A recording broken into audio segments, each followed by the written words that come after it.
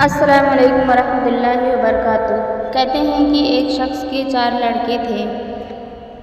جب وہ شخص بیمار ہو گیا تو ان چاروں میں سے ایک نے اپنے بھائیوں کو مخاطب کر کے کہا کہ یا تو تم میں سے کوئی والد صاحب کی تیمہ داری کر لے اور حق وراثت سے محروم ہو جائے، یا میں یہ کام کروں اور حق وراثت چھوڑ دوں۔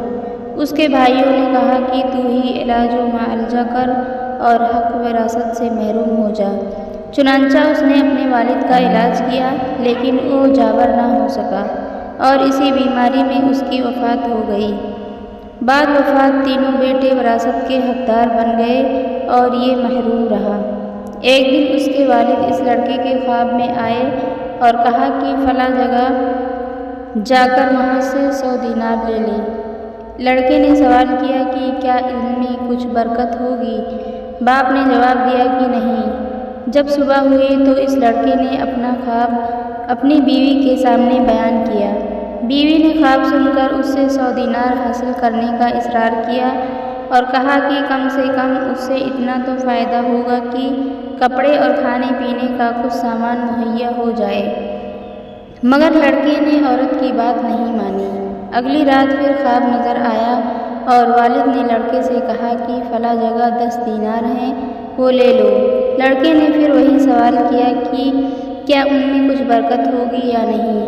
باپ نے اس مرتبہ بھی نفی میں جواب دیا۔ صبح کو یہ خواب بھی لڑکے نے اپنی بیوی سے بیان کیا اور عورت نے وہی مشورہ دیا، لیکن اس بار بھی اس نے عورت کی بات نہیں مانی۔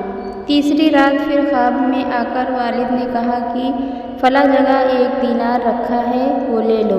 لڑکے نے پوچھا کہ کیا اس دینار میں کچھ برکت ہوگی؟ باپ نے اس بات میں جواب دیا تو لڑکے نے صبح کو وہ 1 دینار مقررہ جگہ سے حاصل کر لیا۔ دینار لے کر وہ جب بازار کی جانب گیا تو اس کو ایک شخص ملا جس کے پاس 2 مچھلیاں تھیں۔ اس نے اس آدمی سے مچھلیوں کی قیمت معلوم کی تو اس شخص نے ان کی قیمت 1 دینار بتائی۔ چنانچہ اس لڑکے نے اس آدمی سے 1 دینار میں دونوں مچھلیاں خرید لیں۔ گھر لا کر جب اس نے ان کی آلائش صاف کرنے کے لیے ان کا پیٹ چاک کیا تو دونوں کے پیٹ سے ایک ایک قیمتی موتی برآمد ہوا۔ لوگوں نے پہلے کبھی ایسے موتی دیکھے بھی نہ تھے۔ اتفاقاً بادشاہ وقت کو ایک قیمتی موتی کی ضرورت پیش آ گئی۔ جب بادشاہ کا مطلوبہ موتی تلاش کیا گیا تو اس لڑکے کے علاوہ کسی کے پاس سے دستیاب نہ ہو سکا۔ بادشاہ نے وہ موتی 30 دقیق سونے کے عوض خرید لیا۔ جب بادشاہ نے اس موتی کو حاصل کر لیا تو اس کو خیال ہوا کہ بغیر جوڑے کے یہ موتی اچھا معلوم نہیں پڑتا، اس کا جوڑ ہونا چاہیے۔ چنانچہ اس نے اپنے کارندوں کو حکم دیا کہ ایسے ہی ایک موتی اور تلاش کرو، چاہے وہ دگنی قیمت پر دستیاب ہو۔ چنانچہ شاہی کارندے پھر اس کے پاس آئے اور کہا کہ اگر آپ کے پاس اس موتی کا جوڑ ہو تو وہ بھی دے دیجیے، چاہے اس کی دگنی قیمت لے لیجیے۔